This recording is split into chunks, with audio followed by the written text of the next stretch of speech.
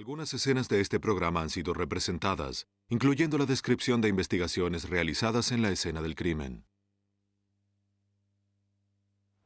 735615. Los investigadores enfrentan el caso de un sádico sexual que dejó tras él unas pocas pistas. Incluso su víctima es anónima. Cuando una mujer sale rápidamente de su casa y se desvanece, los detectives hallan evidencia de que nunca regresará. Sin cuerpo, sin testigos y con escasas pruebas, la verdad sobre su destino pende de un cabello. Un horrendo crimen se descubre en un remoto río, pero toda evidencia se borró. Los investigadores no tienen esperanza de resolverlo a menos que el asesino reincida. Avaricia, cólera y venganza son la motivación de muchos asesinos, pero algunos cazan solo por deporte.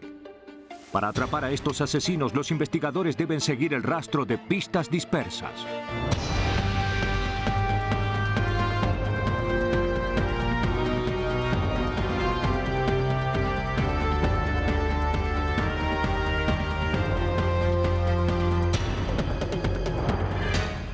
Los nuevos detectives. Casos estudiados por la ciencia forense.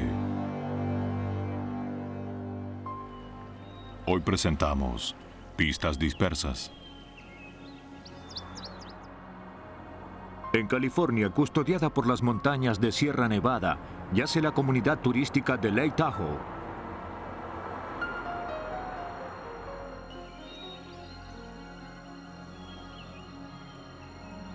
Aire puro y majestuosos bosques infunden una sensación de armonía.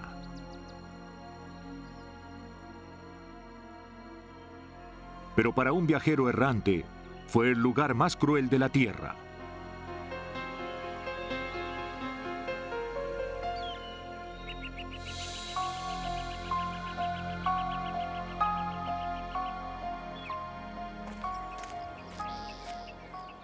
El 17 de septiembre de 1987, los investigadores del Departamento de Policía del Condado de El Dorado fueron convocados a un sitio aislado cercano a un puesto de vialidad abandonado. La joven había sido amordazada con una media de nylon. Los investigadores hallaron lo que consideraron que era el arma asesina. Un mecanismo de estrangulación hecho con la rama de un árbol y un jirón de la ropa de la víctima que parecía cortado con tijeras. En lugar de utilizar una cuerda o las manos, se había empleado un garrote como tortura. El asesino debe haber tenido dificultad en hallar un lugar para llevar a cabo su prolongado asalto.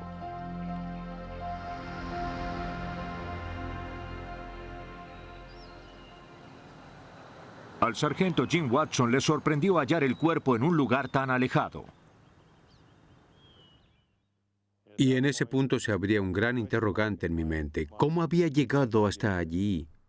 ¿De dónde venía? Surgían muchas preguntas sin respuesta. Pero era un comienzo. Estaban seguros de que el asesino tuvo que haber escogido primero el lugar. Este puesto de vialidad era difícil de hallar. No era un lugar con el que simplemente se tropezara. Y no había sido escogido simplemente para abandonar un cuerpo. El camino era muy accidentado para transportar a la víctima. La ausencia de lesiones en la planta de los pies indicó a los detectives que sus zapatos solo habían sido quitados al llegar allí. Trabajando hacia afuera en forma de espiral, registraron el terreno en busca de pistas adicionales. Registramos toda la zona desde aquí hasta la carretera, aproximadamente unos 500 metros. Hallamos trozos de ropas que estaban dispersos en diferentes arbustos y árboles, desde aquí hasta la carretera principal. Los peritos recogieron lo que creyeron eran los restos de ropas de la víctima: un vestido, ropa interior, un zapato y restos de una media de nylon. Sin saber qué sería de utilidad más tarde, también recogieron un paquete de cigarrillos y un encendedor a gas. Unas cuerdas blancas halladas en las proximidades hicieron suponer que el asesino había amarrado a la víctima antes de matarla. Los detectives no tenían ningún indicio sobre la identidad de la víctima, ni tampoco ninguna pista concreta de su asesino. Esperaban que la autopsia revelara algo de utilidad.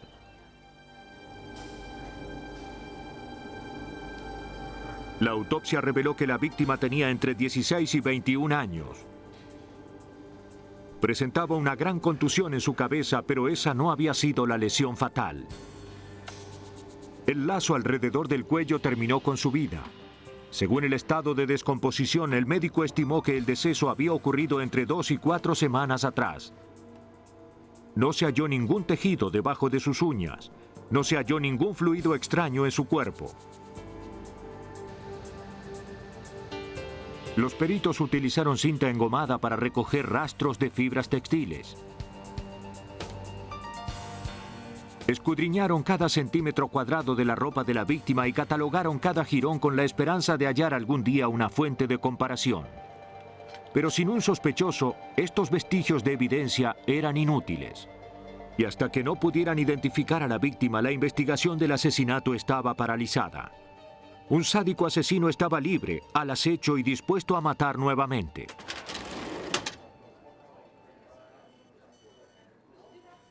Los detectives investigaron cientos de registros de desaparecidos, pero esto fue en vano.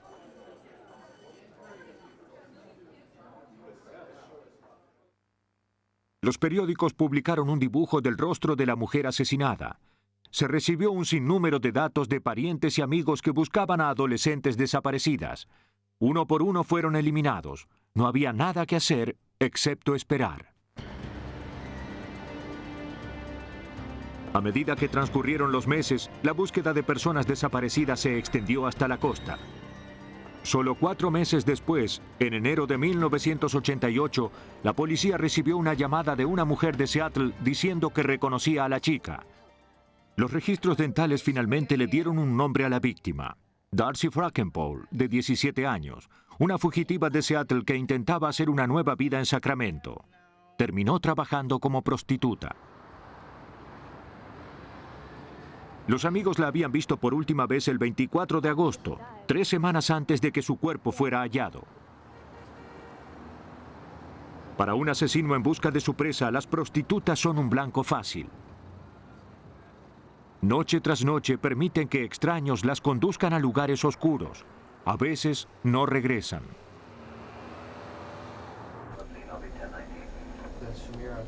Los detectives investigaron ataques similares perpetrados a prostitutas en la región de Sacramento. Uno llamó su atención. 3 días antes del hallazgo del cuerpo de Darcy, otra prostituta había tenido un accidentado encuentro con un cliente. Cuando se inclinó para abrir la puerta, el hombre le tomó las muñecas e intentó esposarla. Pero antes de que lograra someterla, un oficial de policía que vigilaba el vecindario advirtió el forcejeo de la pareja e intercedió. Luego la prostituta escapó del auto y el agresor intentó huir, pero fue interceptado.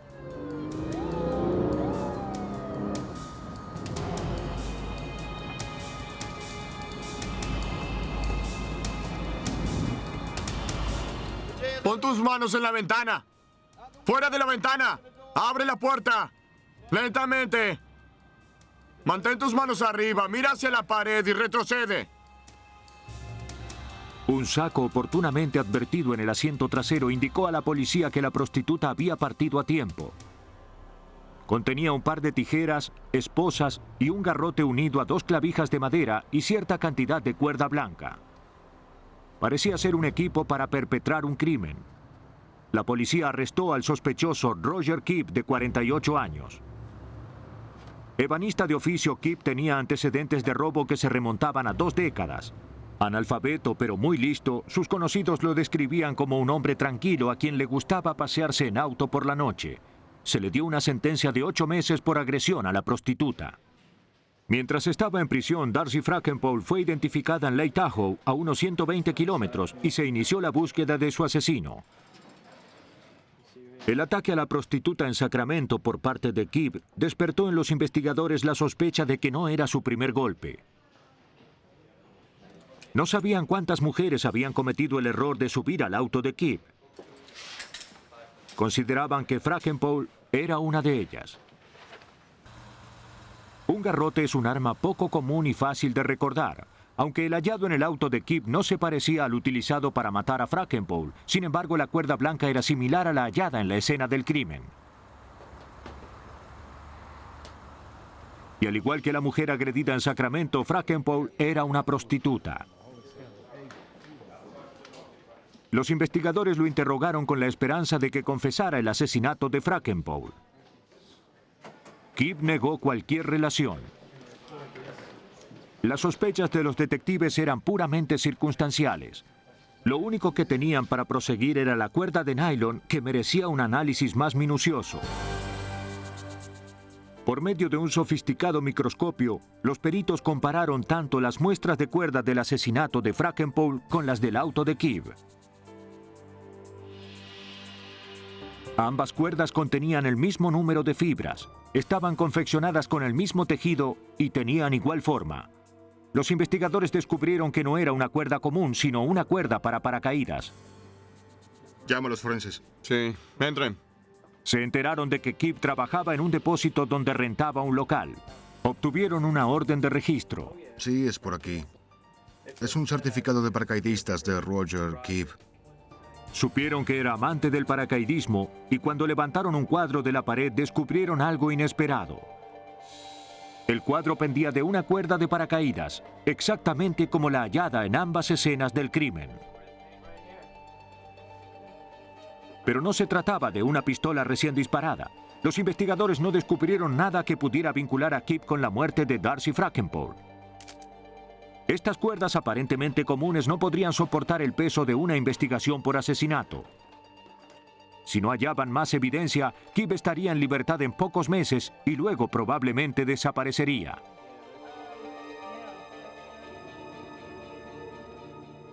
Pero diminutas fibras pueden probar más que una robusta cuerda. Ahora los investigadores tenían un sospechoso. Podían comparar los restos de evidencia originalmente recogidos de la ropa de Frankenpole con las fibras recogidas de Kip. En el laboratorio criminal del Departamento de Justicia de California, la criminalista Faye Springer escudriñó las diversas fibras extraídas de las ropas de Frankenpole. Podía pasar horas analizando cada centímetro cuadrado. Después de 3 semanas surgió la evidencia. Springer halló 2 fibras que se destacaban por su gran tamaño. La forma y color diferentes a los de las otras fibras indicaron que eran fibras de una alfombra azul de nylon. Sus 30 años de experiencia dieron resultado. Pidió a los investigadores que indagaran qué tipo de auto había estado conduciendo Kip en el momento del asalto. Se extendió una orden de registro y el auto del sospechoso fue incautado para su inspección. Springer estaba bien encaminada. Los tapetes del piso eran azules. Más aún, uno de ellos tenía una mancha roja en él. Se recogió una muestra para su análisis. Los resultados fueron decepcionantes. Resultó ser pintura. Pero las fibras azules del auto de Kip aún tenían valor forense. Una muestra fue comparada con las fibras halladas en la ropa de la víctima. No solo la forma y composición de las fibras eran las mismas, sino que un análisis espectral del pigmento confirmó que eran exactamente del mismo color. ¿Era esto prueba de que Darcy Frankenpole estuvo en el vehículo de Kip? No por completo. La misma alfombra azul podía hallarse en miles de vehículos. Si los investigadores querían atrapar a Kip, necesitaban algo más concluyente. Pero una extraña similitud no tenía justificativo. Tanto las fibras del auto como las de la ropa de la víctima estaban salpicadas con diminutas manchas en forma ovalada. Se enviaron muestras de ambas al laboratorio que en Chicago se especializa en la identificación de contaminantes microscópicos. Hasta que llegaran los resultados, los investigadores no tenían otra evidencia además de la cuerda de paracaídas. En California, la criminalista Faye Springer intentaba utilizar 3 trozos de cuerda para enlazar al asesino. Examinó las cuerdas con ampliaciones cada vez mayores hasta que advirtió algo extraño. La cuerda hallada junto con el cuerpo de Darcy Frankenpole tenía diminutos restos de pintura, al igual que la cuerda del garrote hallado en el auto de Roger Kibbe y la de su depósito.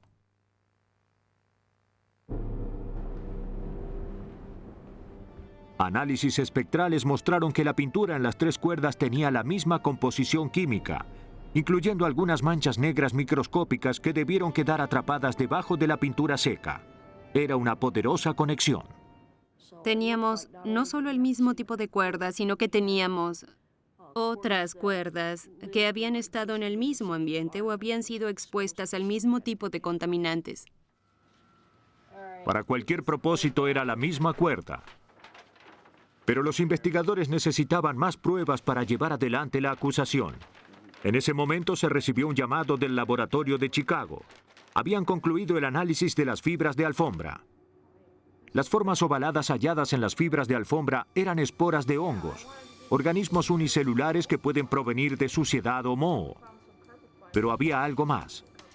Los potentes microscopios del laboratorio habían identificado un punto rojo en la fibra de alfombra hallada en las ropas de la víctima. Era pintura. Tenía las mismas propiedades que la pintura en el tapete del piso del auto de Kibbe. Las fibras de alfombra no solo eran similares, sino que eran idénticas. Ambas contenían las mismas esporas ovaladas y las mismas manchas de pintura. La víctima y el sospechoso ahora estaban irremediablemente vinculados. ¿Y qué tal la otra chica? Roger Kibbe fue arrestado el 25 de abril de 1988 por el asesinato de Darcy Frankenpole. Durante el juicio, la policía reconstruyó en detalle la última noche de la víctima. Había estado trabajando en las calles cuando aceptó una invitación que se convertiría en una cita con la muerte. Los investigadores sospechaban que después de amarrarla con las cuerdas de paracaídas, Kibbe la había llevado al lugar escogido de antemano. Después de desgarrar sus vestimentas y torturarla durante varias horas, la mató y esparció sus ropas. Roger Kibbe fue declarado culpable de asesinato en primer grado y sentenciado a 25 años de prisión. Nadie sabe cuántas otras víctimas encuentran un destino similar al de Darcy Frankenpole. Se cree que al menos 3 otros asesinatos con el modus operandi de Roger Kibbe son obra suya. De no haber sido por un potente microscopio y el trabajo de perspicaces detectives, el número podría haber ido en aumento. Roger Kibbe cubrió su rastro actuando lejos y sobre personas extrañas, pero no todos los depredadores cazan lejos de su territorio. Una fresca mañana de octubre de 1992, los vecinos vieron a Laura Hochtelin abandonar la casa que compartía con su madre en Bethesda, Maryland. La graduada de Harvard de 24 años había regresado después de la universidad y no había tenido dificultad en hallar trabajo en una consultoría. Pero ese día nunca llegó a su trabajo.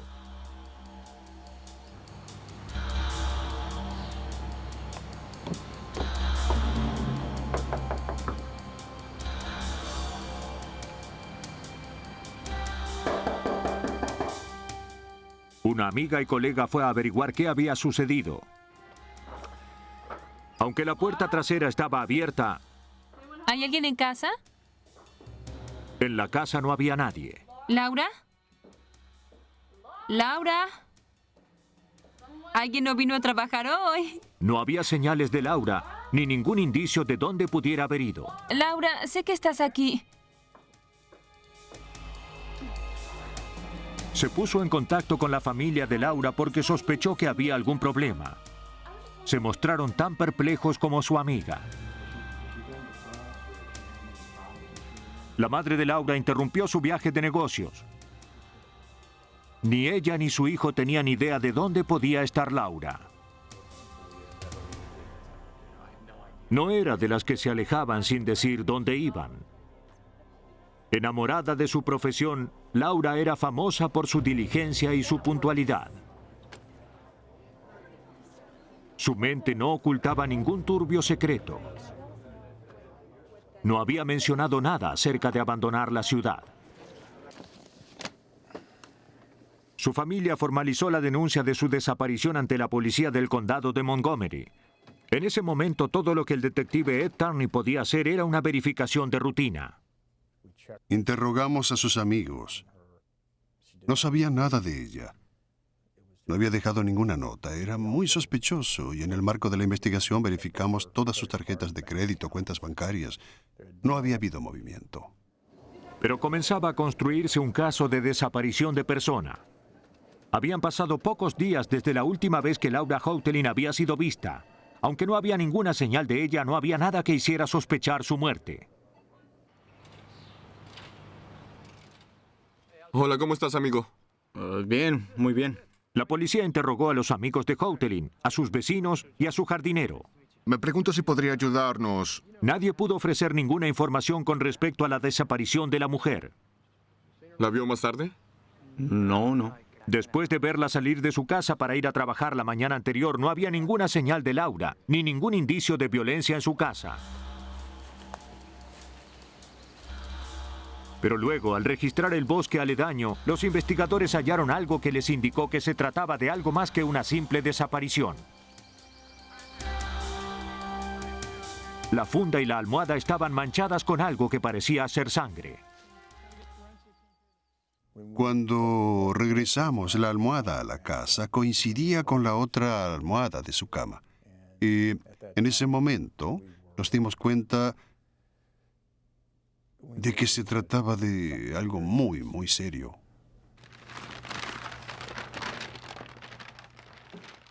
Para saber más sobre las manchas, los investigadores la enviaron a la perito forense Susan Ballou en el laboratorio criminal de Montgomery.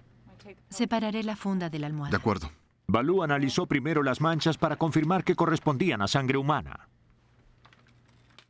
Queríamos saber si pertenecían al mismo grupo sanguíneo que Laura. Sabíamos, por donaciones que había efectuado en la Cruz Roja, que era sangre del tipo A. La mancha de sangre de la funda demostró ser del mismo tipo.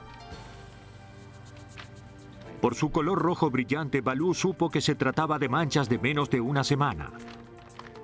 Aunque sus hallazgos solo pudieron probar que alguien con sangre del grupo A había sangrado sobre la almohada de la cama de Laura Houghton, eran suficientes para cambiar la carátula del caso de desaparición a posible homicidio. Los investigadores necesitaban descubrir qué había sucedido en el cuarto de Laura. Debajo del cubrecama hallaron algo extraño. Estaba la sábana superior, pero la sábana ajustable había desaparecido. Y en el colchón había unas manchas ligeras que parecían ser más sangre. Los investigadores rociaron el colchón con un químico llamado luminol. Cuando entra en contacto con las proteínas de la sangre, aún lo invisible a simple vista brilla. Visto en la oscuridad, el colchón de Laura irradiaba una serie de puntos de sangre y vetas que presagiaban un asesinato.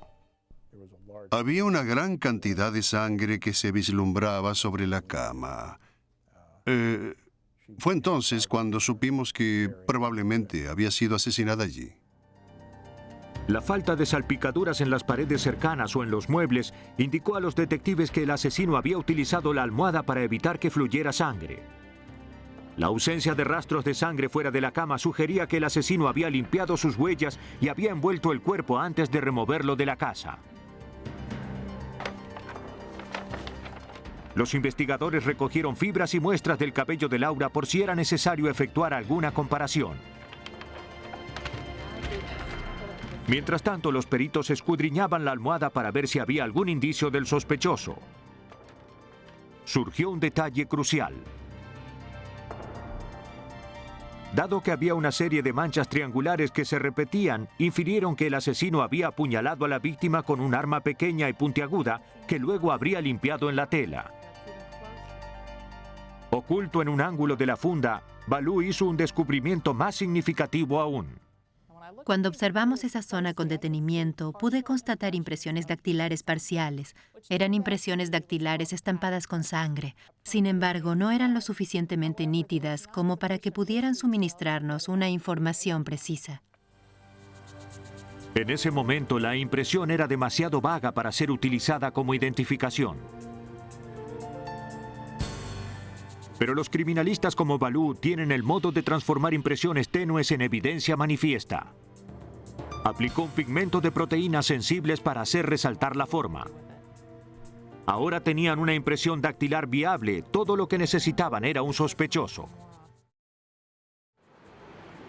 A la señora Houghteling no se le ocurría a nadie que quisiera hacerle daño a su hija. Sin embargo, recordó que su jardinero, Haden Clark, había estado obsesionado por Laura desde su primer día de trabajo. También le dijo a la policía que descubrió que su llave de repuesto había desaparecido. Clark había trabajado para la familia durante varios meses. Durante el día se le permitía utilizar el baño de la casa o incluso prepararse algún café. De noche dormía en una camioneta estacionada en la playa de una iglesia cercana. ¿Cuánto hace que trabaja? Aunque Clark negara cualquier conocimiento sobre el ataque a Laura Houghteling, su comportamiento nervioso hizo que se dudara de él. No era el primer roce que Clark tenía con la justicia. Una vez había sido arrestado por robo. No, nunca le invité. Cuando las impresiones dactilares de Clark fueron comparadas con las de la funda, coincidieron. ¿Tienes una llave de la casa? El jardinero sospechoso había dejado su huella embebida en sangre en la almohada de la cama de la víctima, y la policía llegó a la conclusión de que el único modo de hacerlo era habiéndola asesinado. Aunque aún no se tenía el cuerpo, la policía arrestó a Clark el 6 de noviembre de 1992. Dentro de su camioneta, junto con las herramientas de jardinería, hallaron la factura de una ferretería donde había comprado cuerdas, cinta adhesiva y envoltorio plástico, materiales habitualmente inofensivos que los investigadores de homicidios hallan tan a menudo. Los detectives creían que Clark era el asesino. Probarlo era otro asunto. A pesar de la evidencia circunstancial en su contra, todo lo que la policía tenía era una huella dactilar. Los abogados de Clark también estaban formulando su recusación.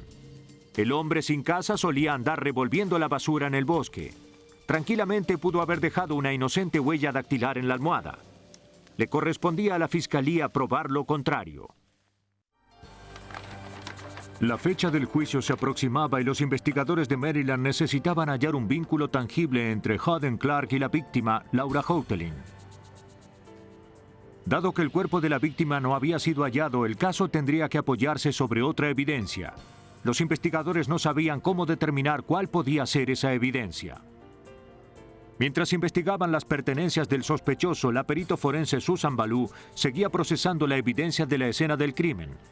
Previendo cualquier comparación de cabello posible, Ballou inspeccionó más de 90 cabellos extraídos del cepillo de la víctima y descubrió algo sorprendente. Cuando comencé a hacerlo, me di cuenta de que uno de los cabellos que coloqué bajo el microscopio pertenecía a una peluca. Es algo que salta a la vista, es tan diferente del cabello natural, y eso me puso en alerta.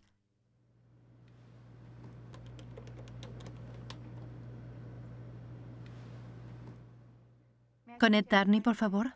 Ballou supo que ninguno de los parientes o amigos de la víctima tenían o usaban pelucas. Por los recibos hallados en el remolque de Clark, los investigadores supieron de un depósito que había rentado en Rhode Island. Oficiales a cargo, repórtense a la jefatura. Reitero, oficiales a cargo, repórtense Lo que buscamos a la está jefatura. aquí. Los investigadores se dieron cuenta que su tendencia a disfrazarse sería lo único que terminaría condenando a Clark. Sí, lo encontramos, está aquí. Hola, Sue. Ed, ¿qué tienes para mí? Si los peritos podían probar que el simple cabello de peluca hallado en el cepillo de la víctima provenía de una de las pelucas del sospechoso, estarían en posición de demostrar que había estado disfrazado en la escena del crimen. Ballou extrajo una muestra de cabello de cada una de las 24 pelucas y los comparó con el cabello de peluca hallado en el cepillo de la víctima. Después de observar con el microscopio los diferentes cabellos de esas pelucas, hallé una peluca cuyos cabellos tenían la misma composición cromática, el mismo diámetro, y tenían también las mismas características internas que el cabello que había sido recogido del cepillo.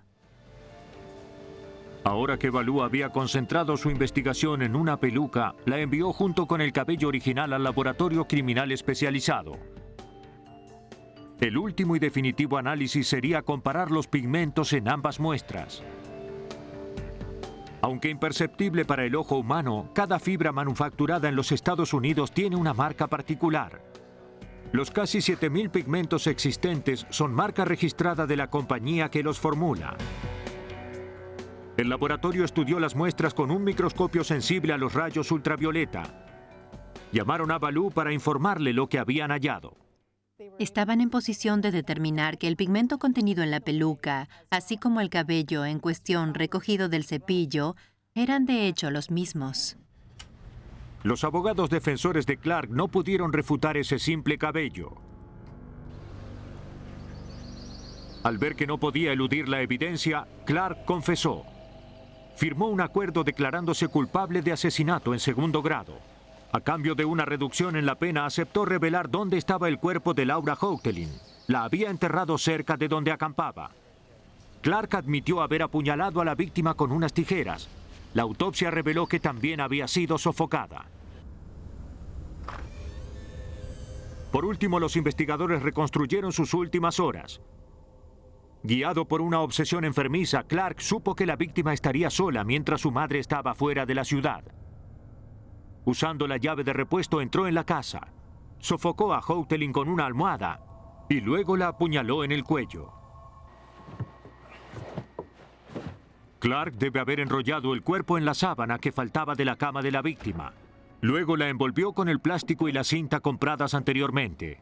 Cargó el cuerpo en la camioneta y lo condujo hasta un claro cerca de donde acampaba, donde lo aguardaba una tumba poco profunda. A la mañana siguiente, Clark regresó a la escena del crimen para limpiar y cubrir sus huellas.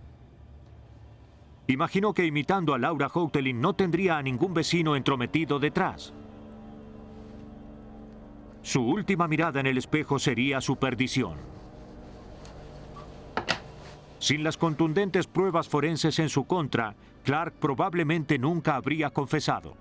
El cuerpo de su víctima tal vez se hallaría aún en una solitaria tumba y Haden Clark habría cometido otros asesinatos. Afortunadamente, el intrincado asesino no pudo escapar a la evidencia. Fue sentenciado a 30 años de prisión.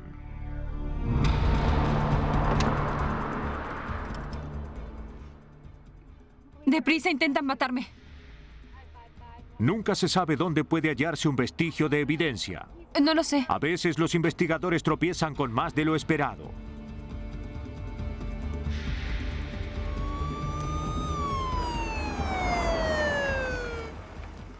A las 4:30 de la mañana del 21 de enero de 1995, la policía del condado Marion, en Oregon, recibió un llamado de una prostituta llamada Lisa Louise Benson, que declaraba haber sufrido un ataque. Benson fue llevada al hospital para su atención. El teniente Bob Style la interrogó sobre la terrible experiencia. Tenía marcas alrededor de su cuello y también tenía una lesión y magulladuras en la parte posterior del cuello. Y tenía lesiones en las manos y en las rodillas. Sus lesiones fueron fotografiadas como evidencia. Mire mi cuello. Antes había declarado a los investigadores que un cliente había intentado matarla. Nunca había visto al hombre, pero no le había parecido amenazante. Subió a su camioneta.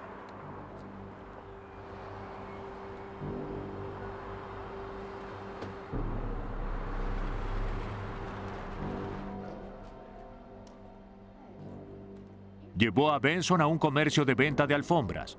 Luego de golpearla en una oficina, la condujo por la fuerza al depósito. La amarró a una grúa de horquilla y le dijo que iba a morir. Y luego la levantó con la grúa. Literalmente la levantó con la grúa y sus pies quedaron pendiendo a unos 20 centímetros del suelo. Estuvo así por más de 1 minuto. Luego la cuerda se cortó y pudo huir. La envoltura plástica que sujetaba sus muñecas fue recogida como evidencia. La policía supo por el gerente del comercio de alfombras que un empleado, Larry Reed, se ajustaba a la descripción del sospechoso. Cuando Reed se presentó a trabajar al día siguiente, la policía estaba allí esperándolo. Admitió haber estado con una prostituta la noche anterior, pero cuando se lo interrogó al respecto se mostró evasivo y poco dispuesto a cooperar.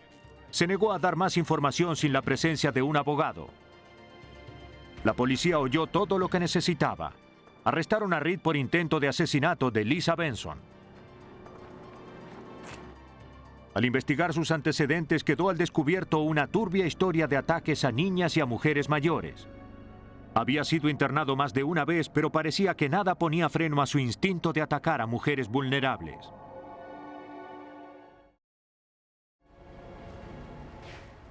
Reed se ajustaba al perfil de sádico sexual, pero hasta ahora la acusación en su contra solo se basaba en la palabra de una prostituta. Para hacer que fuera convincente se necesitaba evidencia física que probara que él había provocado tales lesiones.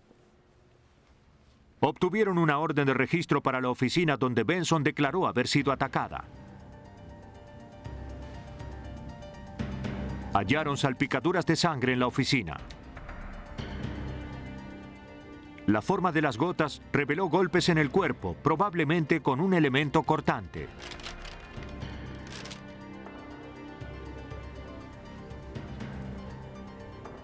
La parte inferior de la alfombra reveló 2 grandes manchas de sangre, aunque la parte superior había sido limpiada. Los criminalistas a menudo son llamados para construir un caso a partir de una simple mancha de sangre. En este caso, sin embargo, había grandes cantidades. Hallaron más en la cabina, en la guantera y en la columna de dirección del auto de Reed. La evidencia fue enviada al laboratorio. Los resultados eran todo menos de rutina. Los análisis confirmaron que las muestras eran de sangre, pero ni una gota de ella pertenecía a Lisa Benson.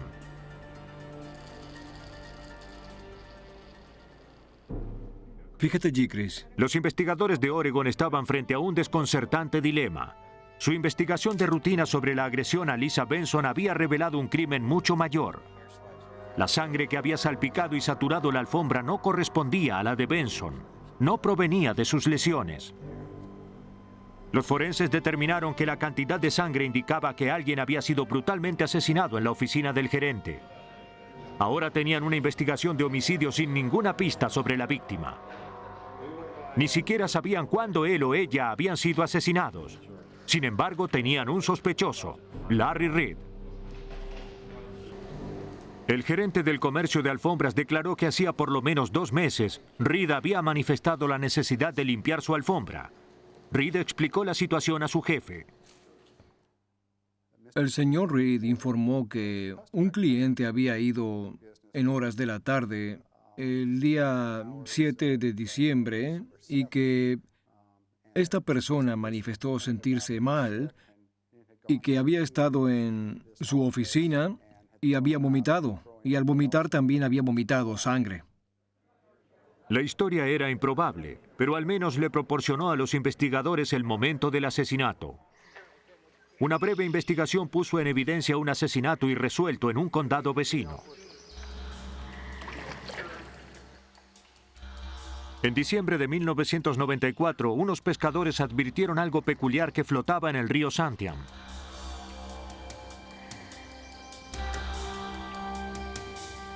Al aproximarse se percataron de que era un cadáver. Aguarda un momento, aquí hay algo. Dios mío.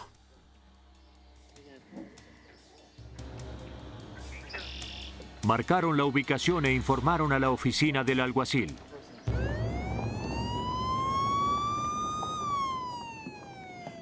Los investigadores rescataron de las turbias aguas el cuerpo de una mujer. Aunque el agua había distorsionado sus rasgos, haciendo imposible su reconocimiento, eran evidentes las numerosas heridas de su rostro. Alguien había asesinado a esta mujer y había arrojado su cuerpo al río. El asesino esperaba que su secreto se mantuviera oculto para siempre en las turbias profundidades. La autopsia determinó que la mujer tenía aproximadamente 40 años. El grado de descomposición de los tejidos y la cantidad de fango y algas que cubrían el cuerpo demostraban que había estado en el agua durante varias semanas. 7 heridas penetrantes habían fracturado su cráneo, infringiéndole daños fatales. Por el tamaño y magnitud de las heridas, los médicos consideraron que el arma asesina había sido una herramienta con una cabeza de martillo en un extremo y una cuchilla en el otro. Identificar a la víctima sería todo un desafío. Dado que no había archivos, no habría registros dentales para comparar. Y a causa de su tiempo en el agua, los peritos no estaban en condiciones de obtener impresiones dactilares con el método de entintado. Pero tenían otros métodos. Las manos serían amputadas, como se acostumbra, y enviadas al laboratorio de la policía. Allí se tomarían fotografías más detalladas de las impresiones dactilares. Esas fotografías serían comparadas con las bases de datos de la policía en busca de una mujer que coincidiera con la descripción de la víctima. Hallaron una equivalencia. Las impresiones pertenecían a Marjorie Lynn Sessions, una prostituta de 38 años. Entonces debe ser de ella. Sí, eso creo.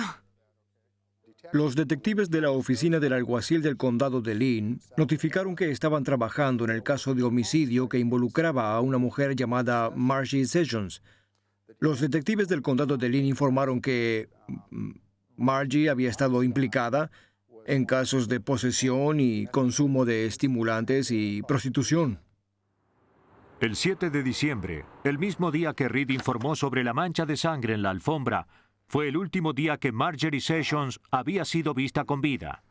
Dado que ambas mujeres eran prostitutas, el ataque a Lisa Benson era parte de un macabro patrón. Entonces aparecieron esos dos hechos significativos que permitieron a los detectives vincular los dos casos. Solo la prueba de ADN podía vincular definitivamente a Reed con el asesinato de Marjorie Sessions. Si el ADN de la sangre de la víctima coincidía con el ADN de la sangre hallada en el comercio de alfombras, los investigadores tendrían a su hombre. Pero no sería fácil. La víctima había estado en el río tanto tiempo que el ADN de su sangre se había degradado. Pero había una última oportunidad. En marzo de 1995, 3 meses después de su muerte, fue exhumado el cuerpo de la víctima. Los peritos extrajeron pulpa dental y médula ósea. Generaron para estas muestras un código de barras de ADN. Para confirmar que el ADN no se había degradado, los peritos lo compararon con muestras de tejido de los padres de la víctima. El patrón genético estaba intacto. Cuando lo analizaron con las muestras de sangre de la oficina del sospechoso, el patrón coincidía en cada una de las manchas recogidas. El análisis de la sangre probaba que Marjorie Sessions había sido herida en la oficina de Larry Reed y que el sospechoso había transferido algo de su sangre al interior de su vehículo. Pero no podía probar que Larry Reed la había matado. La única forma de hacerlo era establecer una relación entre el sospechoso y el cadáver arrojado al río. Indagando en los archivos policiales en busca de ataques similares, hicieron un descubrimiento crucial. Volviendo al 7 de diciembre, el día anterior a la última vez que Sessions había sido vista con vida en el condado vecino de Polk, se denunció a alguien que arrojaba residuos en un lugar no permitido. Los residentes informaron sobre un hombre que se ajustaba a la descripción de Reed, que había bajado de una camioneta para verter residuos a un lado de la carretera. El saco, que tenía rastros de sangre, contenía toallas de papel manchadas con sangre. Mezcladas con ellas había una simple película de plástico de embalaje. En las cercanías, los investigadores hallaron restos de alfombra, también manchados con sangre.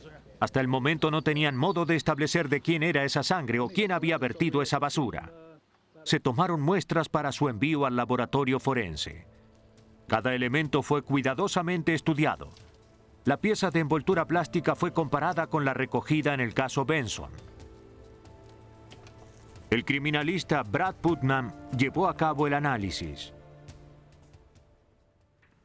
Lo primero que hicimos fue observar las características físicas del plástico. ¿Es claro? ¿Es coloreado? ¿Es opaco? ¿Es transparente?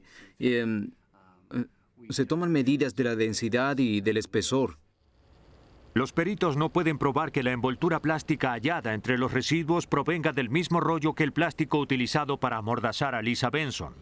Pero estaban en condiciones de probar que era idéntico al envoltorio hallado en la fábrica donde Reed trabajaba.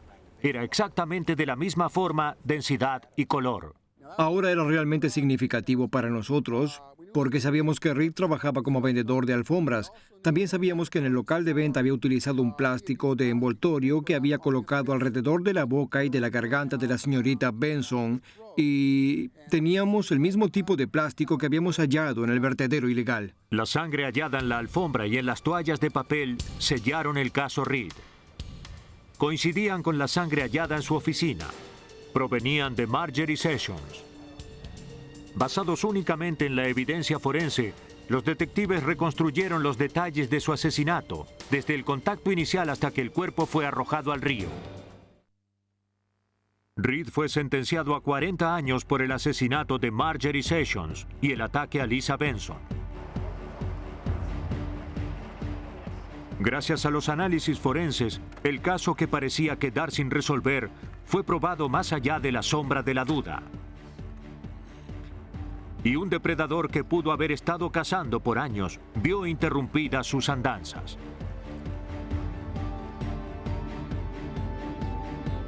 Mejorando su destreza en cada ataque, los sádicos asesinos son unos de los criminales más difíciles de atrapar. Hoy, la ciencia proporciona a la justicia los medios. Con el uso de técnicas forenses avanzadas, los investigadores pueden construir una acusación sólida a partir de las pruebas dispersas dejadas tras su paso.